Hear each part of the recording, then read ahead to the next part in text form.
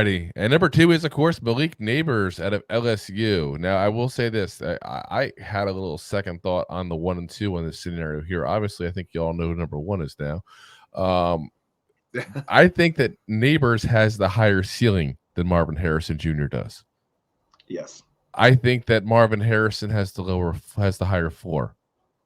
And that's why I'm putting him there, because if I'm betting that type, I want the guy who I think is the automatic, and I hate to say a Dave Gettleman thing here, but the gold jacket kind of guy.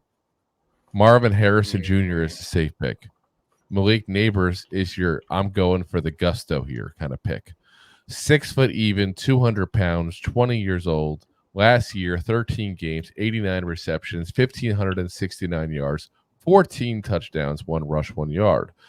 Prior year, 22, 14 games, 72 receptions, 1,017 yards, 3 TDs, 1 rush, 5 yards. Pro-wise, great burst upon catch. This is a guy that he has that ability that once he catches it, just takes off. Like, you better, whoever's covering him, better be fast, or you better have a safety covering the top, because if he gets that one step on him where he can take it to the house, he's going to do it. Great at tracking the deep ball, good route runner. The only issues with him, size and strength. Again, 6 foot even, not the best height, but not the worst. 200 pounds.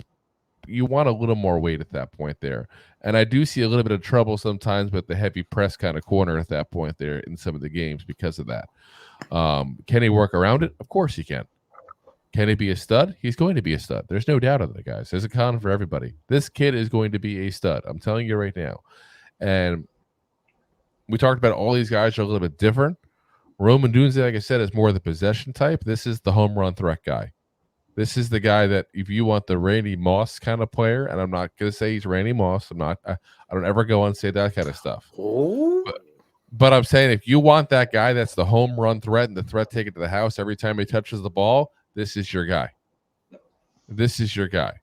He's probably, in my eyes, the least safe pick of the 3. Yes. But he's got the highest ceiling of all 3. Yes. And that's where you kind of go, how much of a risk do I want to take at that point there? I can see this guy being... If you guys are all baseball fans, this is like your Aaron Judge. Yep. Pick. He's the guy that's going to knock the ball out of the park. He's the guy that's going to get a high threat when he makes contact. But if he doesn't, he's not playing small ball. It's all or nothing. He's going to get you that 50-yard bomb with a touchdown, or maybe 2 yards. It's feast or famine. And that's the reason why, if for some odd reason the Giants can't trade up for a quarterback, he's going to look very good at number 6 to the Giants. And here's the other thing I want people to remember as well. We talked about this with schools. There are certain schools that are good at certain things. In Alabama, we said wide receiver. Guess who else is very good at producing receivers? LSU. Yep. OBJ, need to say more. I mean, if you look at the guys, Chase. Justin Jefferson, Jamar Chase, I mean, these guys are all coming out of LSU. Some of the best receivers in the league. You can actually say that LSU has probably produced in the last 10 years the best receivers at any other college. Yep. Alabama is probably number 2. I throw Ohio in there respectively, but yeah. Yeah, I can see it. I'm looking at pure. It depends if you want to go quantity or quality, I guess, in that case, because Alabama produces a ton of them. But yes, Ohio State, while they produce less, has a higher quality of them. So I can give it time. They got Harrison, obviously, that's coming out this one, but I do like Mbuka was supposed to come out this draft as well, but I don't think he wanted to be overshadowed by Marvin Harrison, so he's going to go back and get the natty this year with the rest of their payout that they've got there on the Ohio State roster. Yeah. And, Oh, plus their offense did struggle a little bit at Ohio State. I think he wanted a monster year at that point to come out too as well. So he's hoping one more year, get it all rolling there. But yeah, like I said, Nabers is that guy, and like I said, he's going to be a stud. It's just a matter of, the floor to me is like an 800-yard kind of guy. The ceiling to me is a 1,500-yard kind of guy. Like, he's got that kind of ceiling, guys. He's going to be a really good player. Put him in the right system, utilize his skills correctly. as is always the case with rookies, he will be, And not he'll only be having that, fun.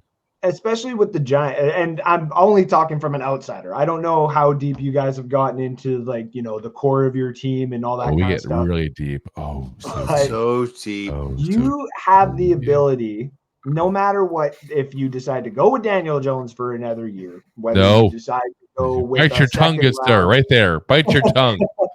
I actually wouldn't mind you guys going into the second or third round and grabbing Michael Pratt from Tulane, and then letting him sit for a year or two under that system. But with the defensive line that you have, and then the fact that you might be able to get a Justin Jefferson type of wide receiver to come in there on that offense, there's nothing to shy away from saying that the Giants could relive what it was 2 years ago. So here's the problem with Daniel Jones. The big issue with him really is just the injuries. So to get out of his contract, we need him to stay healthy. For him to stay healthy, we need him to not hit the field. Because he's had 2 major neck injuries he's had now. He's had coming off an ACL issue at that point. And if he gets hurt, his injury guaranteed doubles his cap number next year automatically. You guys signed one weird contract. No, but here's the thing, though. Here's the weird part, though. 2 years in, we're out. That's fair. That is also fair. There's pros and cons to it. Yes, we gave him way too much money.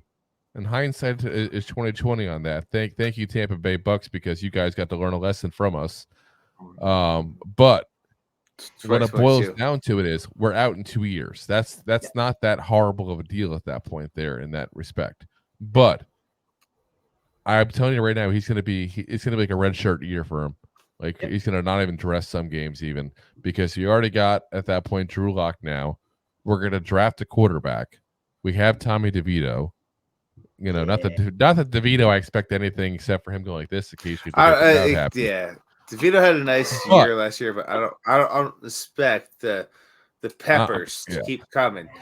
But what you're going to see is Locke was always in the talks of him leaving Seattle to come to New York, that there will be a competition to start. Yes. So take that. There's also Jones had an ACL tear later enough at the year that you can't even guarantee he'd be ready to start the year anyway. Nope. Yeah, it's possible, 100%. But you can't guarantee it. And like I said, I'm still on the Penix train. I want Mike Penix Jr. to be a Giant so bad it's not even funny. I would even take a trade with the Lions if they wanted to give up Hendon Hooker at that point there and go that kind of route. There's other options out there. Like I said, we don't have to go pick up one of the top 3 because, again, I'm not high in the top 3 quarterbacks. I think Caleb Williams is going to be one of the biggest busts in NFL history, considering what kind of hype he has. I think Drake May, coming from too small of a school, but a history of bad quarterbacks coming out of that school. And then you got Jaden Daniels, who's the only one I trust at that point. But again, it's 1 year he had. So how much do I trust that 1 year? But again, it's 1 year against SEC. I would take the shot with him. But he's the only one of the 3 I would take that shot with. Look how Joe ended up coming out of that exact same school and won a Heisman.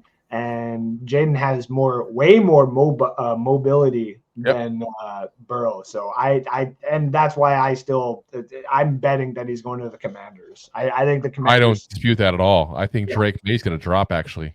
I do too. I think Drake May could possibly be the Will Levis of this draft. He very well could. I'm telling you, right now, if he's there at 6, I don't want him. And I actually think Michael Penix is a better quarterback, I think, than him. I really do. Yep. And now, if you're sitting there at 6 and Drake May hasn't been selected, that's where someone like the Raiders or the Broncos or even the Vikings, someone's going to get that fucking desperate and be like, fine, take 11 and 20, whatever.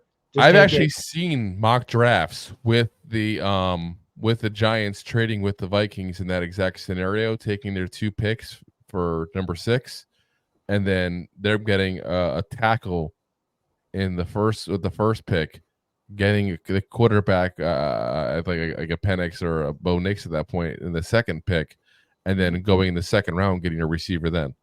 Yep. I've seen that.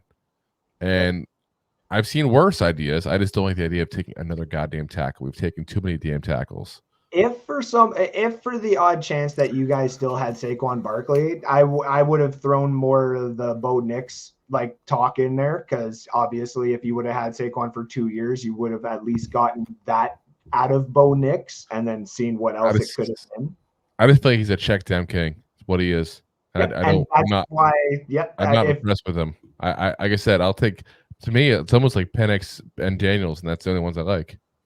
JJ, I don't think would have worked out, or wouldn't work under you guys this year. I think if it was under Dable's first year and he had the ability to run it his way, I think it probably would have worked out. But JJ is going to be a Viking, I think, through and through. I think he's a game manager. I really do. I think he's such a game manager, and I'm not going to draft a guy to be a game manager. I'm drafting a guy to be my QB. That is also true. That's why Michael Pratt, baby.